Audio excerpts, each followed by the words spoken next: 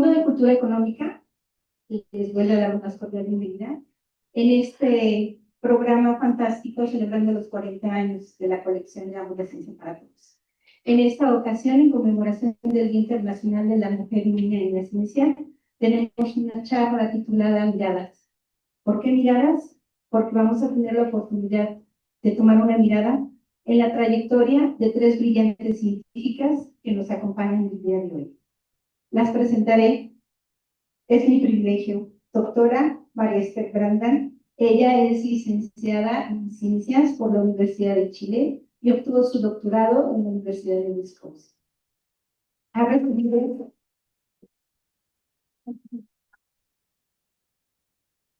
por su trabajo, ha recibido innumerables premios y distinciones, pero antes de platicarles qué premios y qué distinciones, el trabajo de la doctora Brandan está enfocado en la física médica, actualmente en la física aplicada y en otros temas interdisciplinarios. Entre las distinciones que su trabajo y su trayectoria le han otorgado está la medalla al desarrollo de la física en México en 2003, el Premio Universidad Nacional de Investigación en Ciencias Exactas en 2013 y el Premio por el reconocimiento Sor Juana Inés de la Cruz en 2020. Doctora,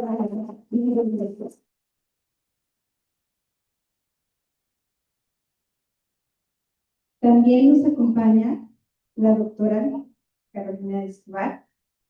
Ella es licenciada en Psicología, tiene maestría y doctorado en Ciencias Fisiológicas por la UNAM. Es profesora de tiempo completo en la Facultad de Medicina de la Universidad Nacional Autónoma de México. Ella es miembro regular de la Academia Mexicana de Ciencias. Ha sido presidenta de la Sociedad Mexicana de Neurociencias. Y su trabajo tiene diferentes líneas de investigación acerca de ritmos circadianos y en neurociencias. Tiene una gran investigación en neurociencias. Hoy vamos a poder platicar con ella acerca del tema para todas las niñas y mujeres que están interesadas en las ciencias. Por favor, pues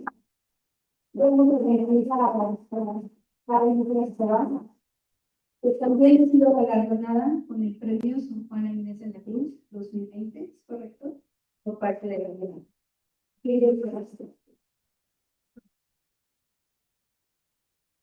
Y como comentaba muy bien Maru, entre las nuevas voces, que impulsan la ciencia desde el fondo, tenemos a la doctora Amanda Montejano.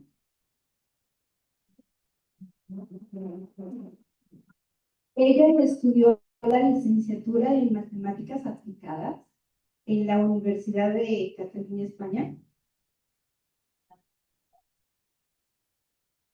en la Facultad de Ciencias en la UNAM. Con permiso. Gracias. En la Facultad de Ciencias obtuviste tu licenciatura. Y el doctorado en la Universidad Politécnica de Cataluña, en España, Barcelona, España. Tiene una línea de investigación fantástica que relaciona la matemática y los colores. Los colores en estructuras combinatorias. Generalmente se entiende que las matemáticas son muy complicadas y que pudieran tener aplicaciones muy breves, y no, es todo lo contrario.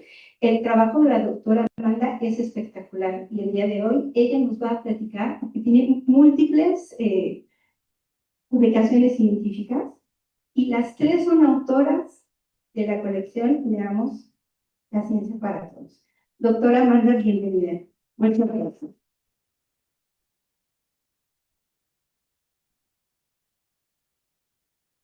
Dentro del Fondo de Cultura Económica, la doctora Brandan ha publicado 2 libros.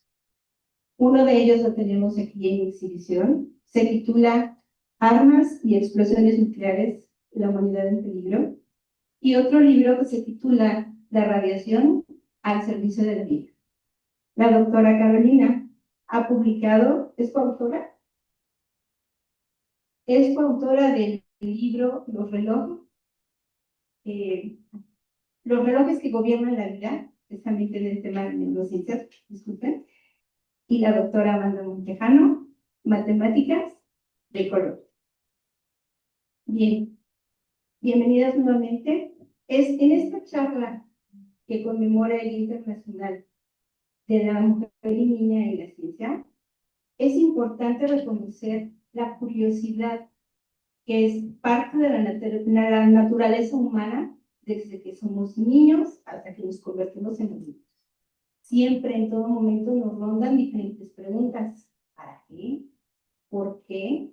Y una de las más importantes e interesantes que marca caminos es ¿cómo? Y entonces, aquí surge la primera pregunta para comenzar. Doctora Branda, doctora Carolina, doctora Amanda, ¿cómo fue ese clic, esa conexión cuando ustedes eran jóvenes, niñas o adolescentes? ¿Qué les interesó por la ciencia? ¿Por qué ciencias nucleares? ¿Por qué neurociencia? ¿Por qué matemáticas aplicadas? ¿Podríamos charlar acerca del tema? Muchísimas gracias, gracias por la presentación, gracias por la presencia, gracias al fondo, no solo por este acto, sino que por estos 40 años de magnífico trabajo que han interrumpido en favor de la ciencia en México y en todo.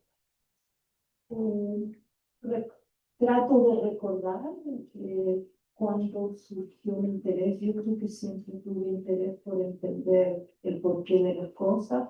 Recuerdo situaciones de infancia en que en mi casa había una ventana que tenía unos vidrios como de vitral y entraba la luz del sol y yo veía la sombra proyectada y me preguntaba, ¿qué quería decir? Cómo la sombra en la mesa tenía algo que ver con la ventana de arriba.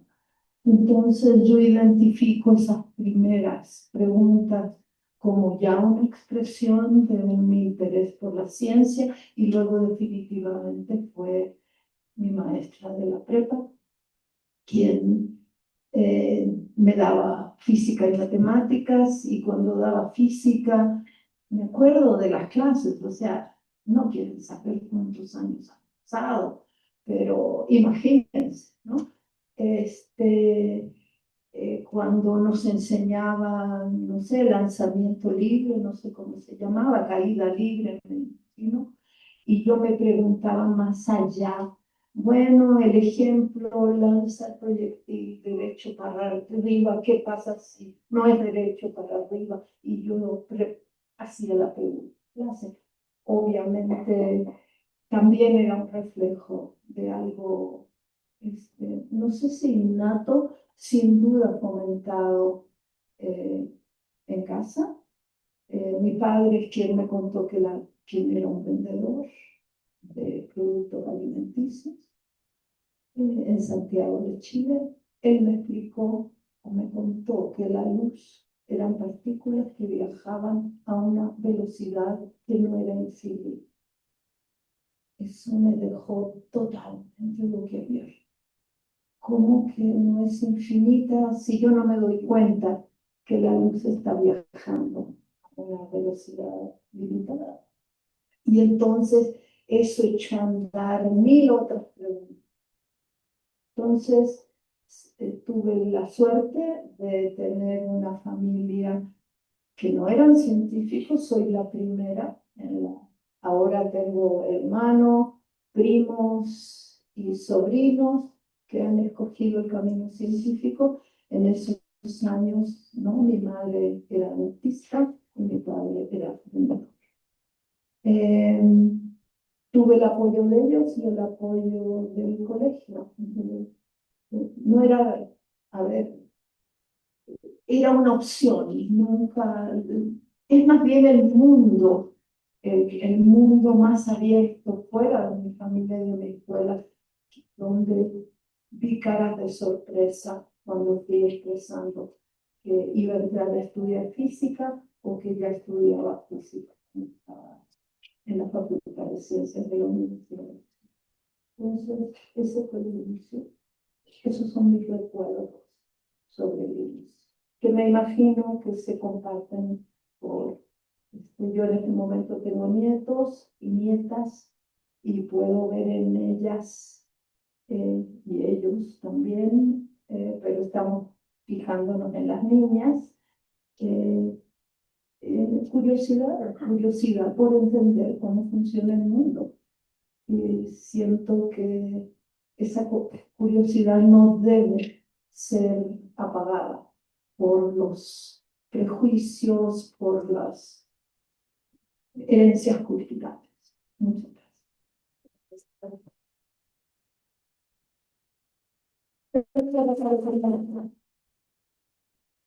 Muchas gracias. Yo me uno a la felicitación de todo el equipo de la Ciencia para Todos, todo este esfuerzo que hace el concurso y el mantener esta tradición de los libros. Pues mi historia es un poco diferente. Mi papá fue médico y él iba a los congresos que se juntan los médicos para ver los avances. Y a uno de esos congresos me llevó y estaba invitado a dar una conferencia un doctor que se había ganado el premio Nobel y que se había ganado el premio Nobel describiendo la conducta de los animales. Él había descubierto que los pollitos y los patos, cuando salen del huevo, se fijan y al primer objeto que ven que se mueve, generan apego que él le llamó impronta, perdón. Y él lo que descubrió es que el pollito se queda pegado a esa figura que ve. Y claro, normalmente en el nido, cuando abren los ojos y salen del cascarón, a lo primero que ven es a su mamá. Y entonces se quedan muy apegados a la mamá, la siguen, hacen todo por estar cerca de su mamá. Se llama impronta. Inclusive él, para demostrarlo, él se ponía junto a algunos huevos que iban a romper, los pollitos lo veían a él y lo adaptaban como su mamá. Bueno, él se ganó el premio Nobel por haber visto eso. Y yo andaba con mi papá en el congreso y mi papá tenía esta cosa de que se paraba por ahí y saludaba a la gente como si fueran sus amigos. Entonces fue y se paró frente al doctor que se había ganado el premio Nobel, lo saludó: ¿cómo está usted? Mire, esta es mi hija. Y yo así, no, está mal el premio Nobel. Y lo que siguió fue que entramos a oír su plática. Y ahí fue donde yo vi esto de que él estudiaba los animales y cómo se comportaban, y que si los peces, porque también estudiaba peces. Y yo salí de ahí y le dije: papá, yo quiero estudiar la conducta de los animales. Y en esa época yo tenía como 12 años, estaba bien chiquita, estaba en la secundaria, y de allí yo me hice una línea de vida y dije: yo voy a entender la conducta de los animales. Por eso me metí a estudiar psicología. Mis papás querían que yo estudiara medicina, porque mi papá era médico, y yo dije: no, es que yo quiero estudiar la conducta de los animales. Desde entonces, desde que iba yo a la secundaria, me quedó claro que yo también quería entender por qué los animales hacían ciertas cosas. Y cuando yo entré a la facultad de psicología, también entendí que era necesario entender el cerebro, porque el cerebro es el que define y regula cómo nos vamos a comportar, qué vamos a hacer, cómo nos movemos, qué vemos. Y entonces yo dirigí todo lo que estudié en la Facultad de Psicología hacia entender el cerebro. Y mucha gente me decía: estás estudiando psicología, ¿me vas a poder dar después consejos? ¿Me vas a poder dar terapia? No, no, porque yo voy a estudiar neurociencias. De allí me fui a hacer una maestría y un doctorado porque yo tenía clarísimo, yo quería hacer investigación sobre la conducta del cerebro. Seguí toda mi línea. Yo necesito esto, luego esto, para poder llegar a hacer ese tipo de investigación. Cuando yo terminé el doctorado, busqué una institución que me quisiera contratar para que yo pudiera hacer investigación en neurociencias. Entonces, bueno, yo creo que lo que definió en ese momento para mí ser investigadora fue haber conocido el trabajo de ese doctor. Claro, más adelante conocí otras personas que fueron guiándome en el camino, pero ya tenía yo como muy claro que era lo que quería. Gracias.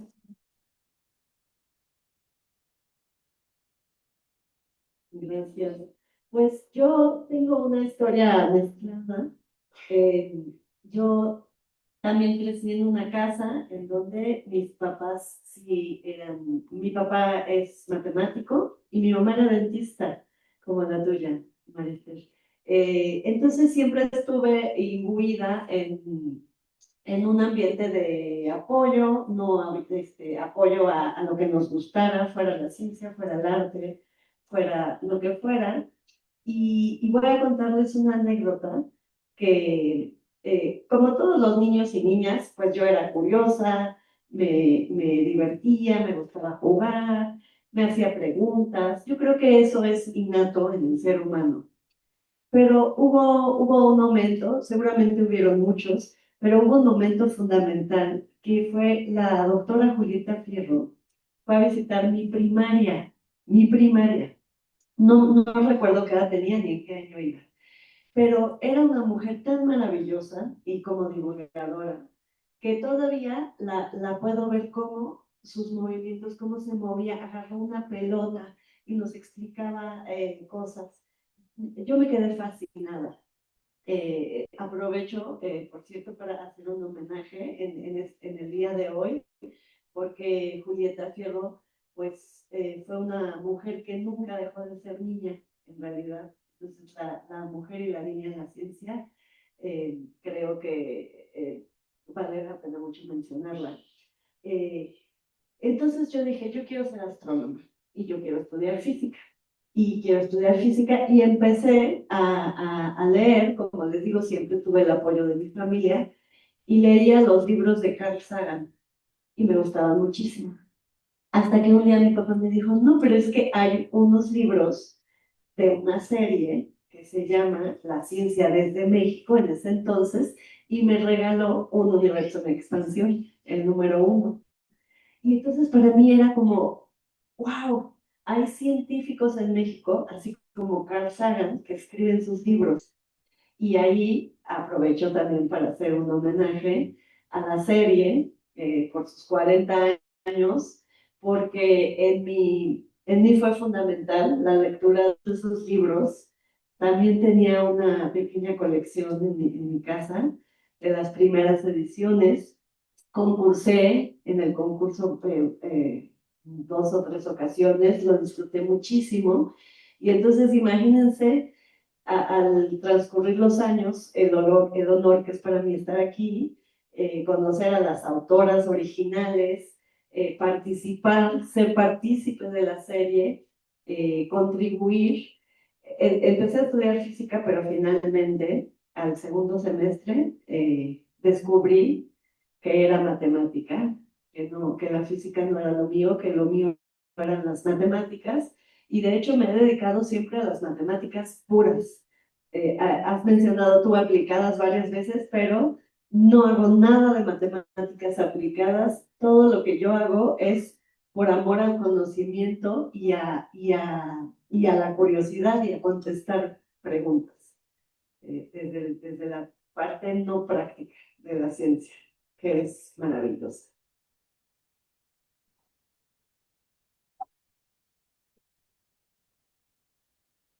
Gracias por compartir algo tan personal, tan íntimo, ¿no? A partir de la construcción de una carrera profesional en ciencias, también hemos pasado por muchos momentos y ustedes han mencionado diferentes palabras clave que actualmente para nuestros niños, nuestros jóvenes y mujeres que están en otros ámbitos que ahora, por ejemplo, no sé si se ocupaban un lugar y ya los chicos crecieron y quieren estudiar, también están interesadas y pueden y tienen la oportunidad, ellas se dan la oportunidad de también ingresar al mundo de la ciencia. Familia, apoyo, aceptación, el equivocarnos, mencionabas física, las físicas también llevan matemáticas, pero es física, ese que me llevan hacia el camino y entonces tú evaluaste opciones y tomaste una decisión y aquí estás como una profesional, una científica exitosa que sigue realizando muchas cosas y no son matemáticas aplicadas, estás en la parte menor de las matemáticas, eso es increíble. Entonces, Para toda nuestra audiencia, si están en su casa, como mencionaba la doctora Dani, el primer científico en esta línea es la familia. Es algo muy importante. Si sus hijos, sus hijas, si tienen amiguitas en la escuela, en el trabajo, impulsen, fomenten. ¿Por qué? Porque así es como se construyen los caminos y podemos guiar para construir una mejor sociedad, como el trabajo que realizamos todas las veces. Y dentro de esta construcción del camino, ¿cuál considerarían ustedes que fue el punto en el que ustedes decidieron que el estilo de vida que quiero llevar es en sí mismo? Bueno, yo escucho las historias aquí de las colegas y digo, yo nunca tuve esa claridad del camino, más allá de saber, pero me interesaban muchas cosas. O sea, el que yo pensara en la luz, también pensaba cómo se diseñaba un puente, o sea, mm, pude haber sido ingeniera o médico. En mi familia había mi madre dentista y mis tíos médicos. Nunca fue totalmente claro, yo me veo más como alguien llevado por las circunstancias de la vida que se dejó llevar y que afortunadamente pude hacerlo. Entré a estudiar física porque quien más insistió fue la maestra de física, así que palomita para ella, ¿ya? Luego me especialicé en física nuclear en la carrera porque en mi facultad el laboratorio más grande era un acelerador de partículas. Yo no tenía idea lo que era un núcleo, difícilmente un átomo, pero en ese laboratorio ofrecían a los estudiantes como ayudantes de investigación y para mí tener un sueldo sonaba como lo máximo. Entonces, entré a trabajar a ese laboratorio como estudiante porque ofrecían trabajo. Y ahí aprendí física nuclear. Y en eso decido que me quiero doctorar. Y me fui a un lugar donde se hacía física nuclear, en Estados Unidos. Y cuando llego a este lugar, y no soy muy feliz con el grupo con el que llegué, que había escogido totalmente al azar, me entero que hay un grupo en un edificio al otro lado de la calle que hace física médica. ¿Física médica? ¿Qué es eso? ¿No? Jamás había oído el término. Terminé haciendo mi doctorado en ese grupo. Luego no les quiero contar las circunstancias que me trajeron hasta México, porque eso es profundamente personal, pero demuestran, y como entré a la UNAM, que en cierta manera quizás lo importante ha sido que siempre he buscado hacer algo que me apasione y afortunadamente he estado en el lugar y en el tiempo en que eso se ha podido hacer. No puedo identificar un momento porque son muchos momentos. O sea, cuando le conté a mis papás que iba a postular a licenciatura en física, y me dijeron, ¿y qué es eso? Física más o menos sabemos, licenciatura en física. Y por supuesto la pregunta inevitable, ¿y de qué vas a vivir? Y la segunda pregunta, ahí seguro que no hay mujer. Lo que no significó que no me apoyaran con todo. Simplemente querían asegurarse que yo conociera las posibles dificultades o obstáculos que iba a encontrar. Entonces, quizás es el momento en que no les pude explicar. Les dije, ay, que mi profesora dijo que investigan el comportamiento del electrón. Me acuerdo que ella me había dicho, es que tú sabes, porque yo también le dije, ¿qué es eso? No, pues se hacen, por ejemplo, el electrón.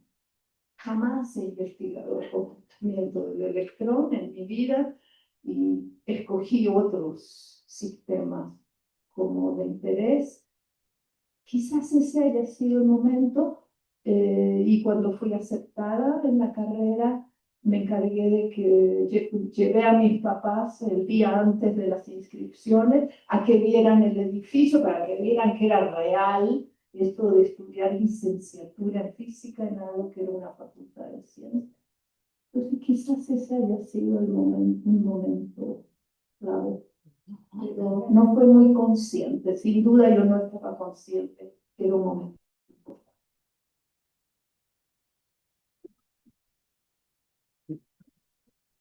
Yo ya les dije que yo desde que tenía 12 años dije yo voy a estudiar la conducta de los animales. Y esa era como ya mi idea, hice una línea, yo voy a estudiar esto, aquello, pero en realidad yo no me di cuenta que yo iba a ser científica. Ese concepto de, ella es científica suena así como, wow, dije, ¿de veras yo? ¿No? Y muchos años, cuando ya yo me habían contratado, yo tenía un laboratorio, establecí un lugar donde yo pudiera hacer mis experimentos, ¿no? Y fui consiguiendo, pues, equipo y aparatos con los que yo pudiera estudiar el cerebro y todo. Lo hacía porque me gustaba mucho y verdaderamente me apasionaba hacer los experimentos con mis estudiantes y trabajar con ellos. Y mira lo que salió, mira lo que hizo el animal, y cuida esto y hace aquello. Y un día que alguien me dijo que yo era científica, dije, ¿en serio? Yo, ¡ay, qué padre! No, pero no, el concepto no lo tenía yo. Yo simplemente quería hacer eso que me gustaba mucho y que tuve la oportunidad, me abrieron las puertas en la Facultad de Medicina para que yo pudiera establecer un laboratorio ahí, en un lugar donde nadie hacía investigación. Ellos tenían un espacio, me llevaron, me dijeron, mira, pues tenemos este espacio, ¿quieres aquí tú empezar a hacer tu investigación? Sí, yo feliz. Y fue una gran oportunidad. Y fue muchos años después que me di cuenta que yo era científica. Todavía cuando yo hablo de mí y hablo de lo que hago, se lo platico con mucho gusto, como si estuviera haciendo un hobby, porque es para mí como un hobby, ¿no? Y entonces no me gusta de llegar a decir, yo soy científica, ¿eh? No, no, en realidad, aunque sí caí dentro de ese marco y mucha gente me ve así, eh, para mí ha sido lo que yo siempre quería hacer, es como un hobby.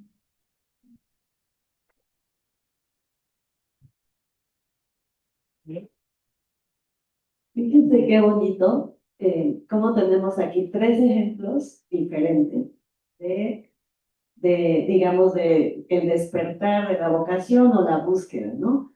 Primero la doctora María Esther, que no sabía, no se enteró, fueron circunstancias. La doctora Carolina, que tenía una determinación, y yo que me equivoqué y que luego rectifiqué. Pues así como estas tres historias, puede haber millones más de historias. Y cada quien tiene la suya y todas ellas están construidas también de azares, de intuiciones, de decisiones, es una complejidad maravillosa. Hubo dos cosas que mencionaron, por ejemplo, eso de que tu mamá fue dentista y los hermanos médicos. Exactamente igual en la familia de mi mamá. Mi mamá dentista y su hermano médico. ¿Por qué? Porque antes así era, ¿no? Para los hombres es más, hay una expectativa mayor de que sí pueden con carreras tan difíciles y para las mujeres no. No es casualidad que tengamos la misma anécdota. Eso ya ha cambiado, te los digo, y si no ha cambiado, hay que cambiarlo entre todas nosotras y todos los que estamos aquí. Entonces, la búsqueda de la vocación no debe estar determinada por esos yugos culturales. Otra anécdota, el apoyo de los profesores o el estímulo de los profesores y profesoras es fundamental, pero puede suceder lo contrario. Yo me acuerdo que en la secundaria me gustaban mucho las matemáticas y cuando se lo dije a mi maestra de secundaria, ¿sabes qué me dijo? No, no, eso es muy difícil, no vas a poder. si yo me hubiera venido abajo en ese momento, no tendría la vida que tengo, no habría encontrado esta pasión, seguramente habría encontrado otras, pero tampoco se dejen apabullar por esos comentarios. Yo creo que hay que buscar efectivamente lo que más nos hace vibrar, lo que más nos apasiona. Hay que buscar, perseguir, dedicarnos a lo que nos hace feliz, a lo que más. Es un privilegio enorme, inmenso, poder dedicarse a lo que a una le gusta y le hace feliz. Y yo me siento muy agradecido por tener eso.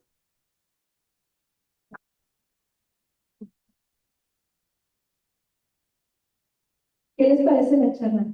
¿Les gusta? ¿Se sienten identificados? Levanten la mano, por favor, nuestra audiencia, también los que nos están viendo con streaming. ¿Quién se siente identificado con algunas de las experiencias, comentarios o palabras poderosas que se han mencionado en esta charla? Levanten la mano.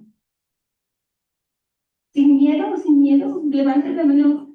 Los chicos también, no crean que nada más somos niñas y niñas. Ustedes también son sumamente valiosos, porque recuerden que todos sumamos.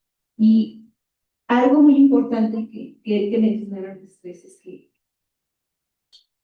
como ha pasado el tiempo, hemos ido evolucionando y las mujeres tenemos más espacios, más oportunidades y tenemos más libertad personal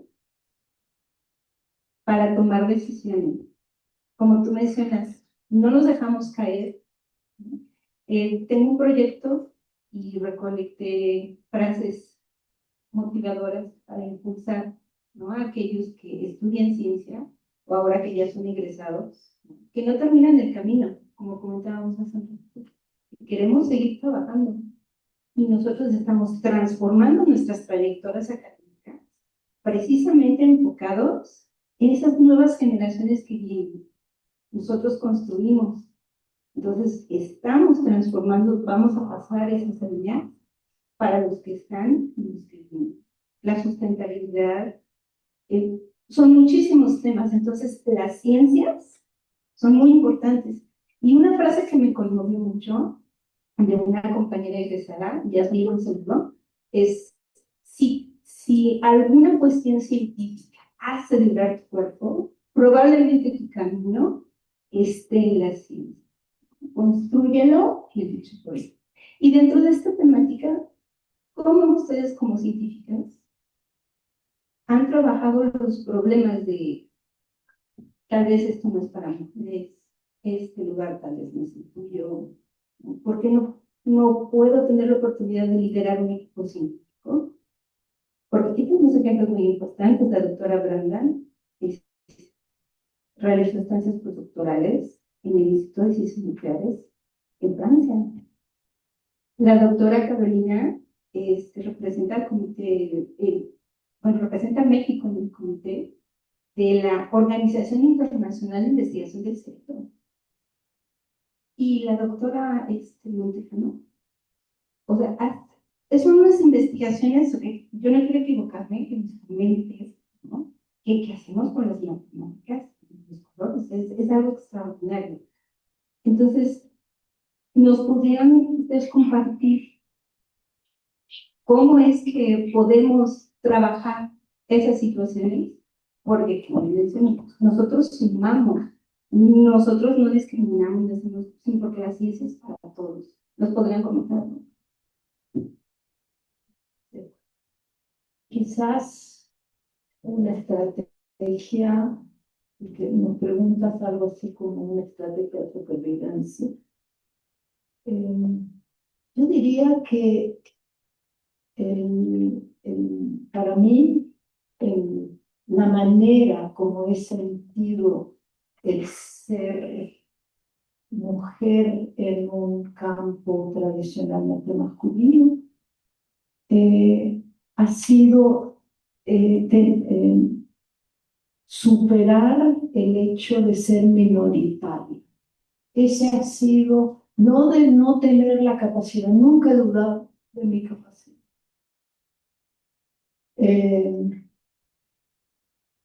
Yo estudié en un colegio religioso de mujeres y de ese colegio salté a una facultad de ciencias.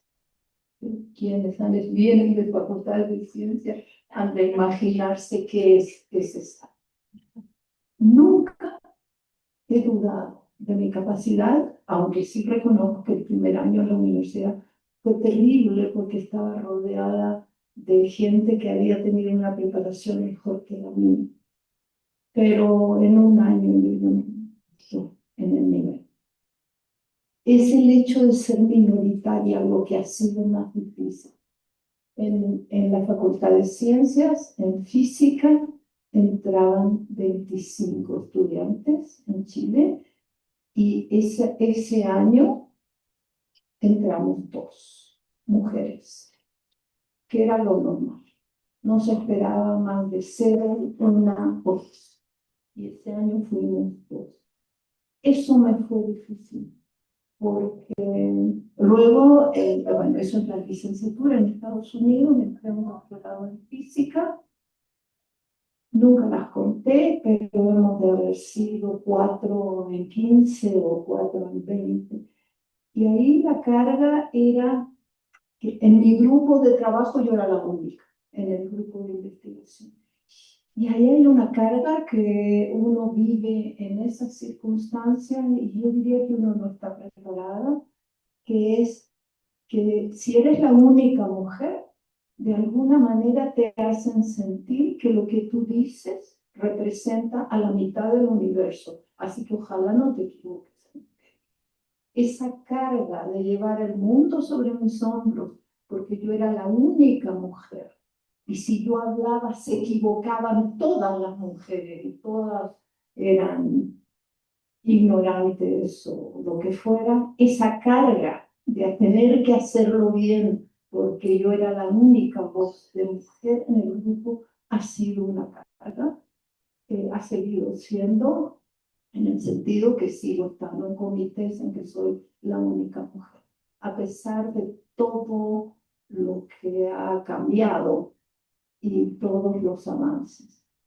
Entonces, ¿cuál es la estrategia? Bueno, superar eso. Nosotros no tenemos que representar a la mitad del universo, somos uno más y nos podemos equivocar como cualquiera y creo que tenemos que autofortalecernos para convencernos que nuestra opinión es la opinión personal o del grupo, si yo represento a mi departamento, como igual que el señor a mi lado representa su departamento. Yo no represento la mitad del mundo por ser la única mujer. Quizás es la estrategia que he tenido construir para seguir sin sustos y con una visión muy optimista de lo que se puede hacer, aprovechando las oportunidades actuales. Las cosas, ustedes quizás, claro, no conocen, no saben cómo eran las cosas 15 años atrás, ¿no? Pero lo que yo veo hoy nunca me imaginé que iba a verlo en mi vida. Pensé que iban a ser mis nietas quienes vieran el cambio que llevara a considerar. O sea, yo leo ahora algo escrito hace 15 años y digo, ¿cómo es posible, no? Es el hombre el que llegó a la luna. Por favor, ahora que estamos en una época espacial, porque sale la próxima misión espacial a la luna en cualquier momento, con una mujer astronauta, la misión Artemisa, y se empieza a revisar las etapas previas a este viaje. Han pasado 50 años o 40 años desde que el ser humano llegó a la luna. Perdón, cuando llegamos a la luna, llegó el hombre a la luna y a nadie le sorprendió. Y eso es muy profundo. Los cambios en el lenguaje, yo siento, no son suficientes. No basta con decir todos y todas para que se resuelvan los problemas, pero es un primer paso. Entonces, y en eso ha habido mucho avance en los últimos años. Entonces, pues les digo, las cosas cambian muy rápido y yo siento que tenemos que aprovechar los espacios que se van abriendo, que ahora se escuche. La celebración de ayer, por ejemplo, yo me sorprendí que los noticiarios que yo veo en la noche en la televisión, todos se refirieron al Día Internacional de la Mujer y la Niña en la Ciencia. Esto es notable, yo nunca lo había visto. Entonces, hay que tener estrategia y hay que seguir adelante.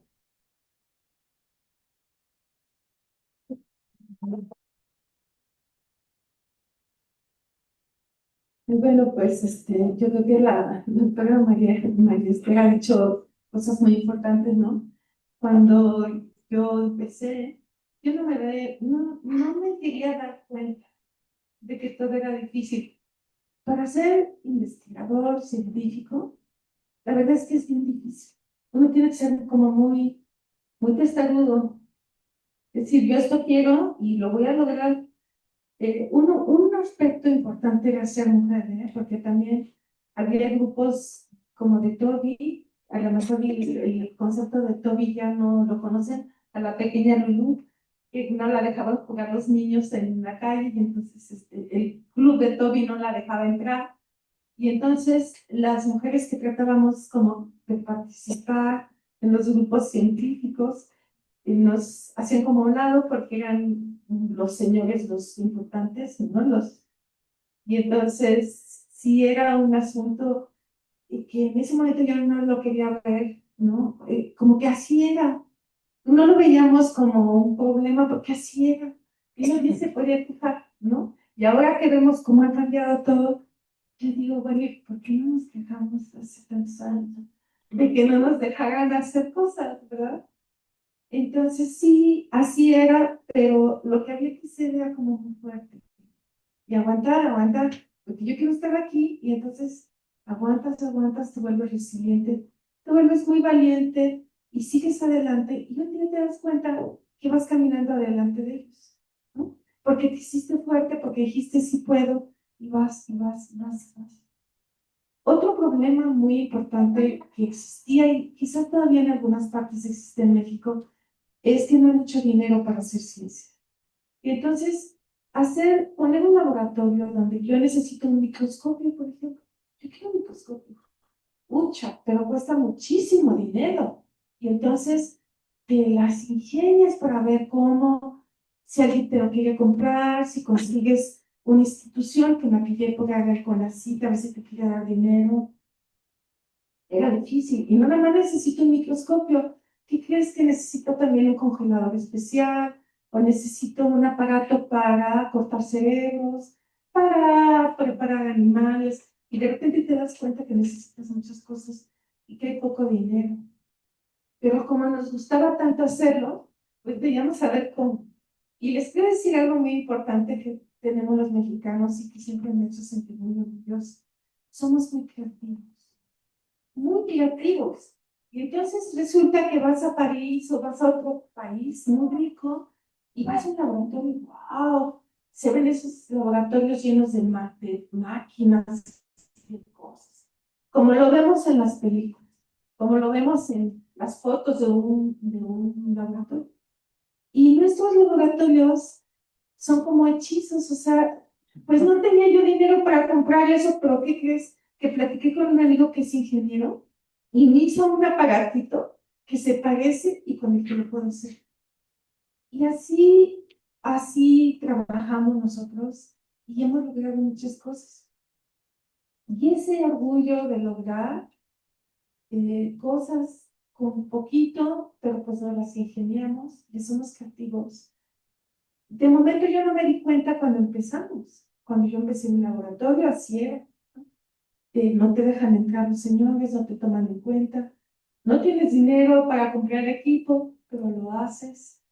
Y un día que fui al extranjero me invitaron a dar una plática porque nosotros habíamos logrado hacer algunos aportaciones con un modelo experimental que habíamos logrado hacer.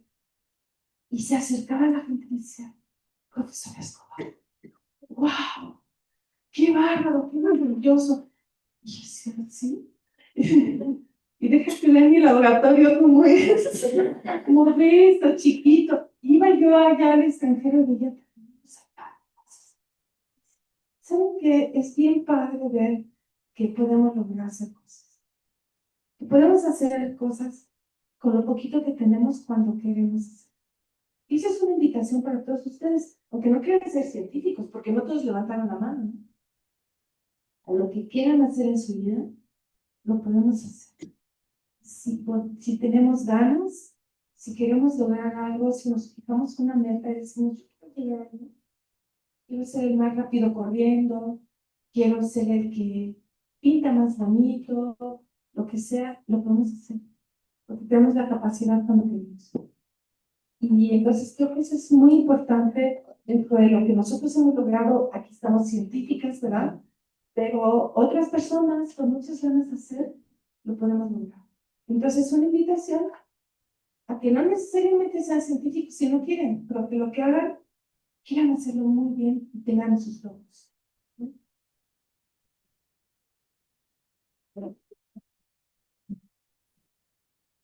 Ay, qué bonitas palabras de mis compañeras, que estoy fascinada con la charla. Me han dicho muchas cosas que me estimulan. Creo que es fundamental, es el aspecto que mencionaste, Maristel, ese superar, el saber que perteneces a una minoría en estos grupos en la ciencia que son típicamente mucho más representados por hombres. Ese superar ese sentimiento es muy importante y tiene muchísimas dimensiones. Yo creo que el talento está repartido por toda la población, por todos los estratos socioeconómicos, por todas las culturas, las nacionalidades. El talento está distribuido. Y además, no solo hay un talento, ¿no? Hay muchas maneras, muchísimas maneras de ser talentoso para desarrollarte en la ciencia o en otras actividades. Y hoy en día también estamos reconociendo mucho más el valor del equipo, de hacer equipo en la ciencia, de hacer comunidades y de mezclar talentos, ¿no? De compartir. Yo creo que esa visión del equipo y de compartir y de reconocer talentos ajenos ha sido una visión que poco a poco se ha introducido en ámbitos científicos gracias a mujeres. Mencionábamos a la doctora, la mencionaron a Alejandra Jaira, que fue ella a la que se le ocurrió en la divulgación, vamos a hacer una serie en donde los profesionales y las profesionales en México, científicos y científicas, compartan. ¿Y cómo ha estimulado eso? ¿Cómo se ha engrosado el conocimiento gracias a ese gesto? Entonces, me parece que vivimos en un tiempo o en tiempos de cambio maravillosos, con oportunidades que debemos aprovechar y que debemos compartir. Y para vencer la estrategia, para vencer este sentimiento de ser minoritaria, y no solo por ser mujer, sino por a lo mejor, miren, yo me acuerdo de una anécdota, me hicieron acordar. Cuando yo estudiaba el doctorado, me gané una beca para hacer una estancia en Praga, la República Checa. Y entonces era un programa europeo y me iban a pagar la primera vez que recibía, bueno, además de la beca. Y entonces, cuando gano eso, mi director de tesis me dice, bueno, Amanda, vas a Praga, felicidades, has sido seleccionada, pero tienes que ser consciente de que llevas no solo mi nombre, por ser su estudiante, sino el de la mujer, como si representara yo a la mitad de la población, y mexicana, latinoamericana. Bueno, yo sentí que yo llegué a Praga con una montaña a mis espaldas y lloraba en las noches por no poder con la presión. En ese programa habíamos sido aceptados, no recuerdo bien los números, pero probablemente unos 20 estudiantes de todo el mundo, y solo había 2 mujeres y solo había 2 personas de Latinoamérica, un chileno y yo. Y la otra mujer era de República Checa, era europea. Entonces yo tenía una presión inmensa que tuve que superar, y sí, fue muy difícil. Eh, y la pude superar con el apoyo de la chica, de mi pareja, de mi familia. Yo creo que la comunidad y las redes de apoyo son fundamentales, y eso es lo que más estamos generando hoy en día. Me gusta.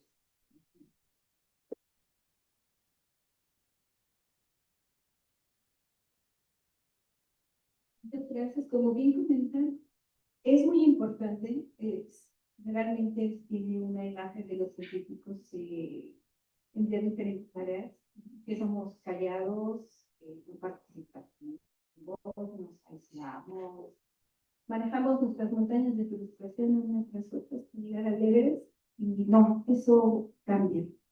Nosotros nos fortalecemos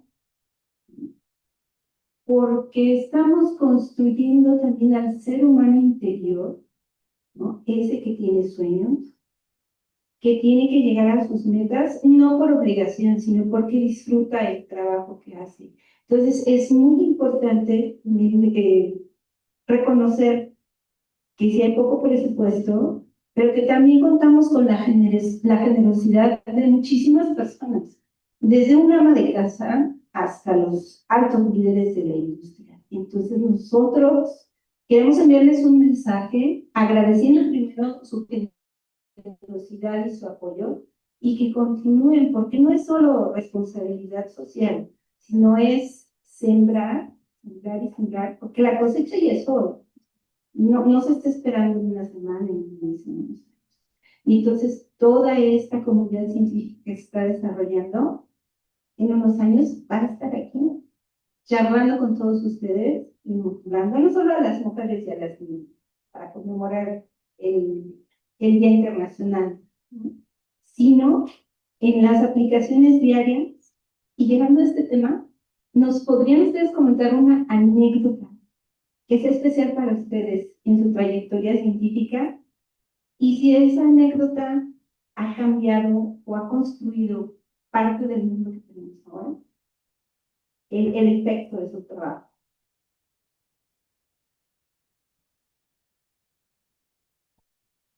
No sé si pasar el micrófono mientras mi cabeza trata de recordar alguna anécdota que haya tenido así un significado muy grande, que iba en el sentido que quien me salvaba era el apoyo, y eso quizás necesito unos minutos más.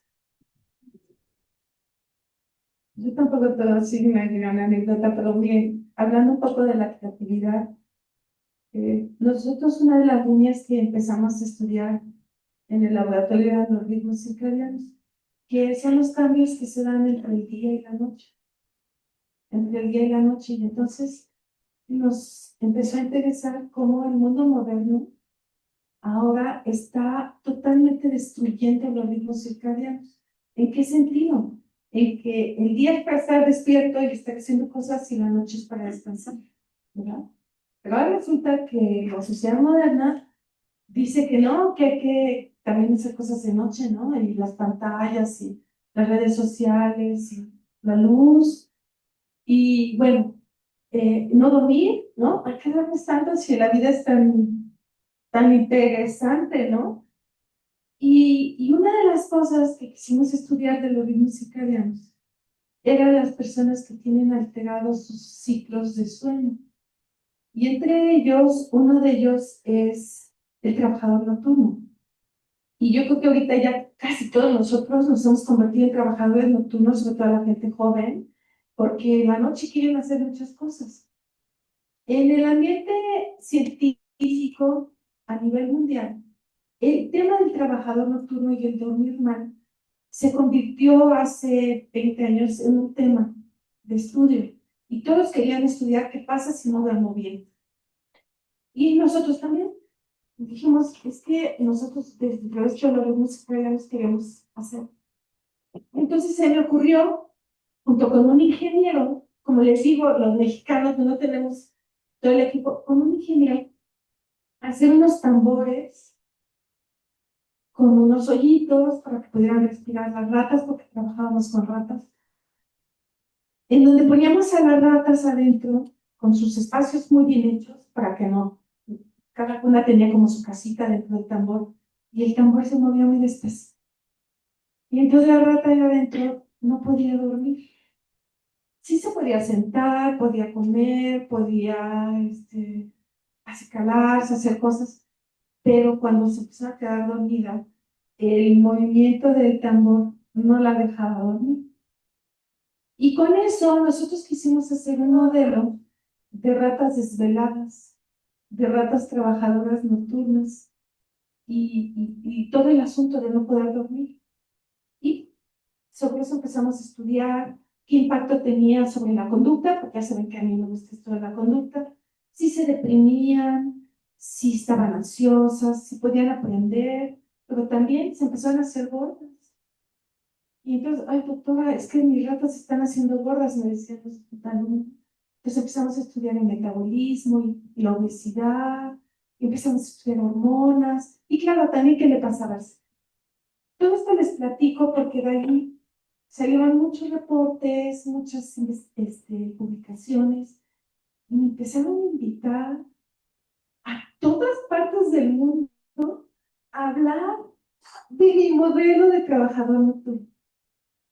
Y se acercaban a hablar conmigo personas que yo las admiraba mucho por sus avances científicos y todo, a preguntarme del modelo del trabajador nocturno.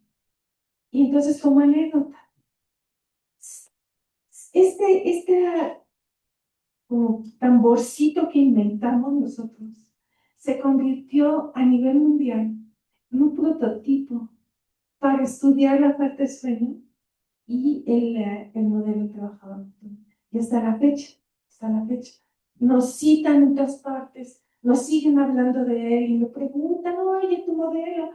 Y para mí ha sido una anécdota que surgió como una ocurrencia. Cuando ustedes vieran estos tamborcitos, surgió como una ocurrencia y se convirtió en algo muy importante, que nos ha permitido entender todo el daño que sufre un individuo si no duerme bien. Ajá. Y claro, eso nos ha permitido decirles que muchas otras cosas. Pero como anécdota es esta creatividad que tenemos, a veces nos lleva a un gran descubrimiento que a mí, pues, a nivel científico, me llevó pues a una esfera muy importante.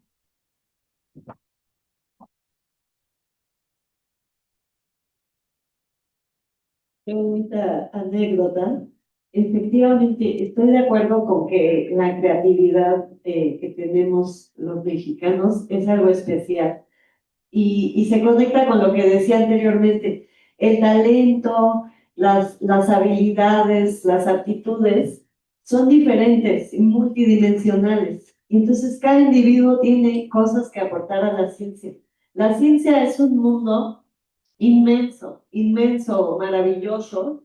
Eh, yo me lo imagino como un molusco así enorme y unos tentáculos gigantescos que alcanzan diferentes aspectos de la vida. Hay partes de la ciencia que son muy aplicadas y muy concretas. Hay partes que no tanto. Dentro de la física misma hay ramas muy teóricas y ramas muy prácticas, y lo mismo sucede con todas las ciencias. Entonces, el talento y la intuición y la sensibilidad especial de cada quien aporta y es fundamental. Yo no tengo una anécdota de algo que haya contribuido, que haya cambiado el mundo pero soy parte de una red. Mi trabajo, como ya digo, es dentro de las matemáticas puras. Y entonces yo me obsesiono, así como la doctora Carolina se obsesiona con los ritmos circadianos y las ratas que engordan o no engordan porque duermen o no duermen. Yo me obsesiono con objetos dentro del universo de las matemáticas. Y entonces las mismas preguntas o preguntas análogas, similares, de las ratas que duermen o no, yo me planteo acerca de las coloraciones, las funciones, los números, ¿no? O sea, las curiosidades y las obsesiones son similares, pero los objetos están en otro universo. ¿Y eso para qué sirve? Pues probablemente yo no sepa y nunca sepa para qué sirve. Pero toda la ciencia es un cúmulo, es una red que se conecta. Y como el ingeniero ayudó a la doctora Carolina a hacer el prototipo, los tambores, y eso ha inspirado a la comunidad científica, pues las matemáticas mías o las matemáticas con las que yo me he enamorado y que yo he desarrollado, inspirarán a otros científicos y científicas dentro o fuera de las matemáticas, y así se va conectando la red, y este molusco va avanzando y expandiéndose, ¿no? Como un universo en expansión. Y entonces, muchas veces no existe la conciencia del impacto, y el trabajo se hace por amor o por obsesión. Pero sabemos que engrosar el conocimiento es fundamental, es para la vida de toda la humanidad y para preservar el espacio en el que vivimos. El engrosar el conocimiento es positivo, de ahí nos vamos a agarrar cuando tengamos que resolver una crisis como humanidad o las crisis que ya estamos resolviendo o intentando.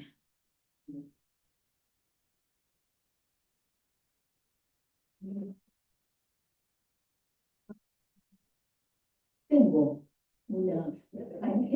Llegó la inspiración, por supuesto, se contagia. Está en la misma línea, pero es diferente. Hace quizás 30 años, que para ustedes es mucho, toda su vida. Como mencioné, yo llegué a Estados Unidos queriendo ser físico nuclear, y ahí conocí un área que es la de las aplicaciones de la física en la medicina, que me pareció fascinante. Por un lado, la medicina avanza gracias, en buena parte, a desarrollos tecnológicos que en buena parte se originan en laboratorios de física.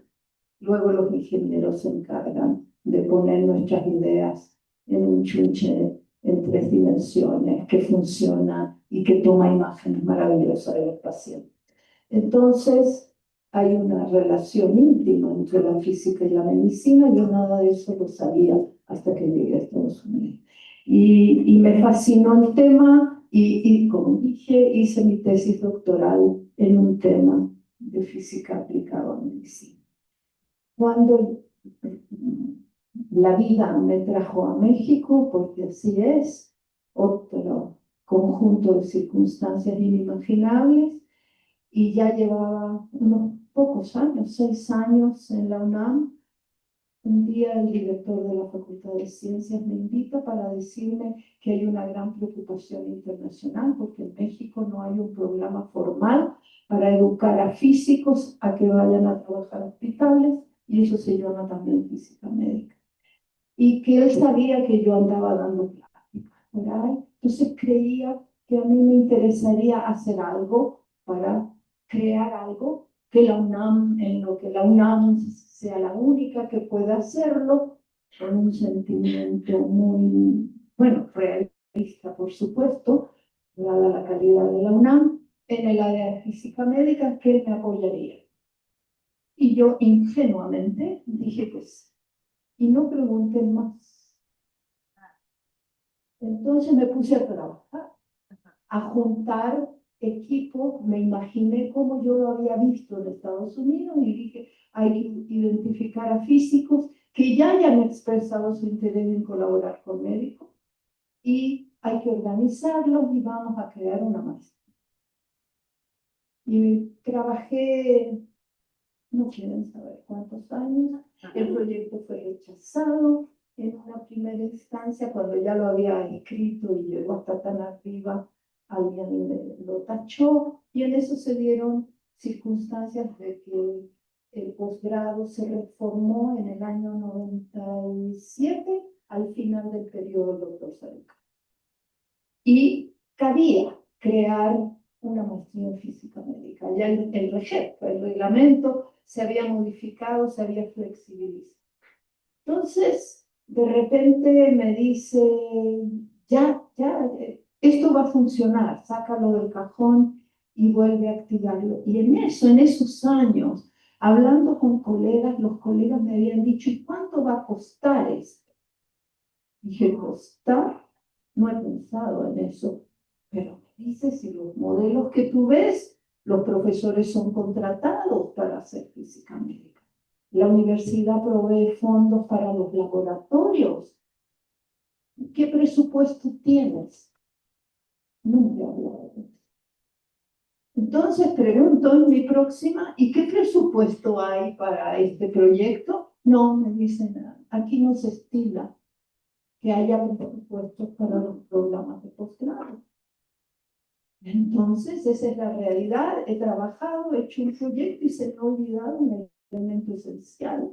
Y cuando lo recuerdo, resulta que no, pues, ¿cuáles fondos? ¿No? Usa tu ingenio. Y entonces, yo estaba tan convencida que había que hacerlo, que reflexioné y me puse en los zapatos de mis colegas que me habían dicho, sí, y por supuesto te ayudamos, dinos qué hacer. Y en realidad, ¿qué es lo que ellos necesitan? Ellos no necesitan más sueldo porque ya están contratados. O en la facultad de medicina, los médicos, o en física, o en ciencias nucleares, o, bueno, neurobiología, creo que no existía, pero de ahí hemos tenido colaboradores. Y dije, a ver, sueldo no necesitamos, porque ya tenemos. Laboratorios ya tenemos. ¿Qué es lo que verdaderamente les atrajo de mi proyecto? Y lo que les había traído a todos y que yo me había comprometido a contactarlos con médicos que permitieran la colaboración. No habían nunca podido hacer lo que querían porque la contraparte médica era la equivocada. Era un médico que no respetaba la física, era alguien, en fin, N causas. Y en eso, entonces dije, eso es lo que vamos a ofrecer en vez de ofrecer un salario o fondos. Voy a ofrecer que el programa va a ser contactos entre dos disciplinas. Yo sentía que podía vender mi producto bastante bien, estaba convencida de que no solo era interesante, sino que además México lo necesitaba formar a sus físicos para que trabajaran en el hospital. Y con 0 pesos se creó un programa de maestría que tenemos 200 graduados al día de hoy, la gran mayoría de ellos trabajando en hospitales, casi sin desempleo.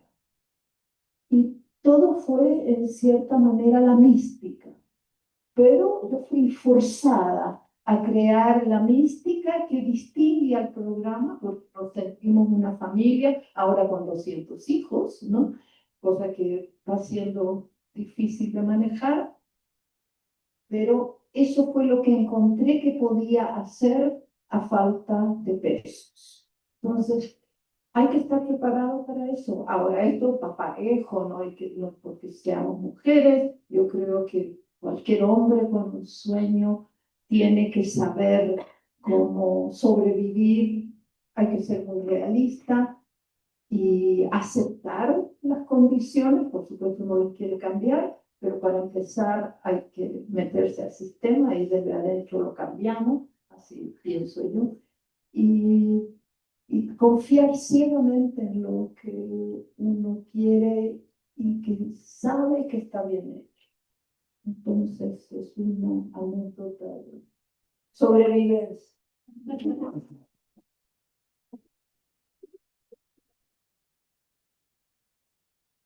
Muy interesante el comentario que nos dio la doctora Wanda.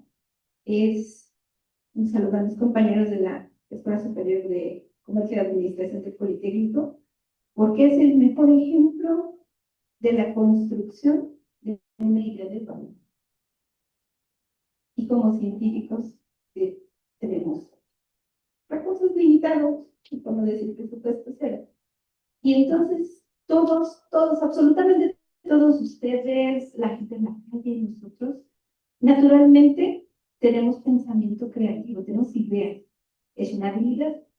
Pero cuando estamos en el desarrollo de un trabajo que nos apasiona y tenemos que llegar a metas que nos proponemos, entonces esa habilidad se convierte en una capacidad, lo que es de lo más deseado en ciencia, ¿no? Porque nos hace brillar.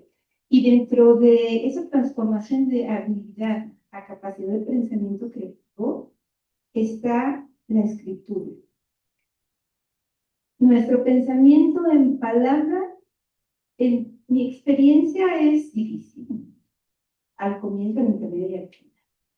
Porque comunicar no es algo sencillo. Y en ciencia, comunicar a alguien que no es experto en el tema es aún mucho más difícil. La colección Leamos la Ciencia para Todos tiene el privilegio de contar con ustedes como autoras del libro. ¿Nos podrían comentar acerca de su experiencia como autoras en Fondo de Cultura Económica? Y un breve mensaje para toda nuestra audiencia, niñas, mujeres y todos nuestros amigos y amigas que nos acompañan. Cuando me mencionaron esta celebración de hoy y me dijeron que la colección está cumpliendo 40 años, yo dije, ¿qué? ¿40 años? No tanto por los 40 años, sino porque yo acababa de recibir la medalla a los 40 años de trabajo universitario. Es decir, yo ingresé a la UNAM al mismo tiempo que empezó la colección. Y recuerdo claramente, yo entré al Instituto de Física, al Departamento de Física Experimental, que tenía una jefa del departamento que se llamaba Alejandra Jara, la mujer que vimos en esa bellísima foto que mostró, yo creo que fue Judy. Entonces ingreso al instituto muy joven y mi jefa viene a conversar conmigo, a darme la bienvenida y me dice, por cierto, María Esther, tengo un proyecto, algo loco. Estoy creando una colección de divulgación científica y te quisiera invitar. Y yo venía de tener una experiencia de divulgación científica escribiendo un artículo sobre explosiones nucleares en Chile. Chile, si se lo imaginan, está ahí abajo, largo y flaco, mirando al Pacífico. Y en el Pacífico están las islas de Polinesia, donde Francia hace sus ensayos atómicos. Que por supuesto nos lanzaban lluvia radioactiva a las costas de Chile, cuando yo era estudiante en la facultad. De hecho, yo formaba parte de un grupo que protestó frente a la embajada francesa con pancartas que decían no a la radiación, que es justamente mi tema de trabajo hoy en día. En ese momento lo que yo quería decir es no a su radiación por ensayos nucleares, ensayos de armas. Entonces yo tenía una experiencia de divulgación científica, acepté de inmediato transformar ese artículo a un libro, y este es el libro que se publicó hace 40, bueno, me tardé un par de años, hace 38 años. Esta era la portada original.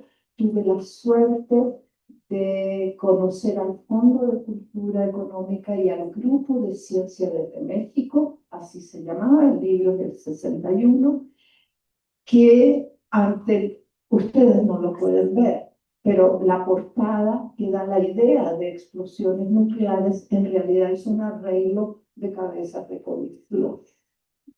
Son coliflores cortadas y dispuestas encima de unos rollitos de plástico amarillo. Cuando yo vi esto en el fondo, me dijeron, esa va a ser la portada del libro. Yo no podía creer el ingenio, el cariño con el cual Carlos Haces y Carlos Franco elaboraban las portadas de los libros. Entonces, desde el inicio, escribir para el fondo fue una experiencia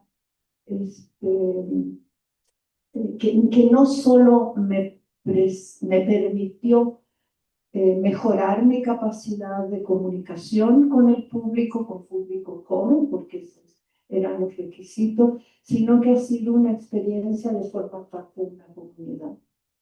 Y ha habido tiempos en que estábamos mucho, iba al fondo una vez al mes a ver cómo avanzaba mi libro. Ahí me encontré con la otra mamá de la colección, porque una mamá es Alejandra Haidar y la otra mamá es Mari Carmen Farías, quien dirigía la colección desde el fondo y que nos hacía sentir como reyes, porque éramos autores.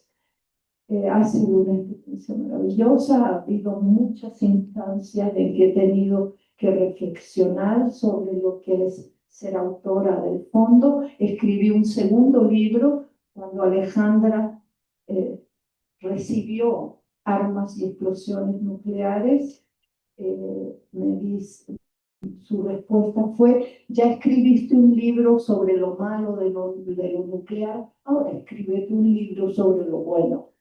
Y la idea de física médica ya estaba en mi mente, entonces hubo un segundo libro, que es el 99, que se llama La radiación al servicio de la vida, que fue otra experiencia.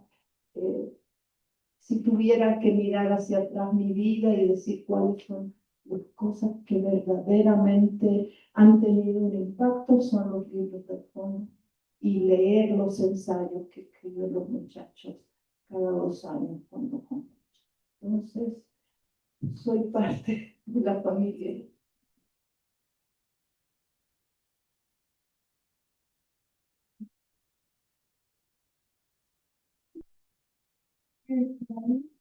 Les quiero platicar que nos ven y dicen, ay, estas personas son así como expertos, ¿no? Y por eso están aquí. Cuando nos pidieron que escribiéramos este libro, lo hicimos en grupo. Y somos todos los que lo escribimos, hacíamos investigación en temas de ritmos circadianos y los ritmos anuales, etc. Cuando estamos entre los colegas que hablamos de un tema científico, usamos palabras que nadie nos va a entender. O sea, el núcleo supraquiasmático que está en el hipotálamo, ¿no? Y todo el mundo, ¿qué? ¿Qué estás hablando? Entonces empezamos a escribir el libro y el Fondo de Cultura tiene un comité editorial y mandábamos la información que íbamos avanzando y nos decían, pero muy, muy amablemente, perdón doctora, ¿nos puede explicar qué fue lo que usted quería decir? ¿Nosotros qué? Pero ¿cómo lo digo diferente? Entonces, una experiencia muy importante de escribir un libro que lo van a leer estudiantes de secundaria, estudiantes de prepa, quizá una persona que trabaja en, no sé, en ventas o lo que sea, es que nos entienda y nosotros saber decir las cosas, porque es muy importante. O sea, nosotros tenemos que aprender a comunicar el conocimiento y que les guste. Entonces aprendimos a escribir la divulgación de la ciencia. Fue súper difícil.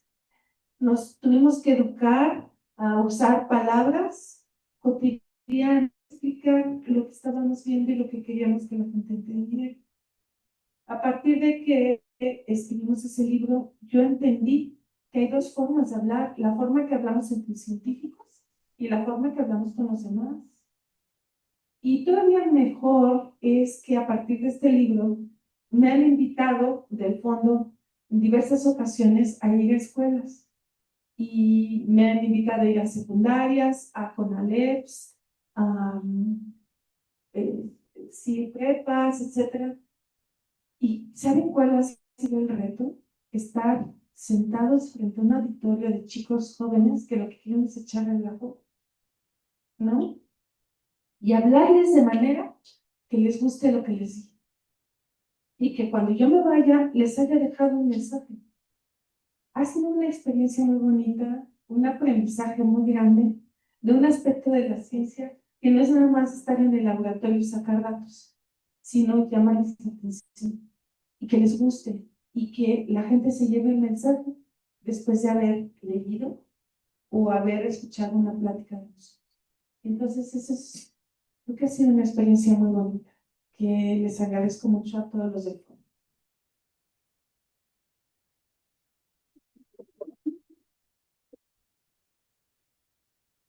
Bueno, sí, finalmente para mí también la experiencia de la escritura del libro y de todo lo que ha sucedido después, y todo lo que ha sucedido alrededor, en gran parte por el maravilloso equipo de la Ciencia para Todos, todo ha sido maravilloso, muy hermoso. En mi caso, a mí me gusta mucho la literatura.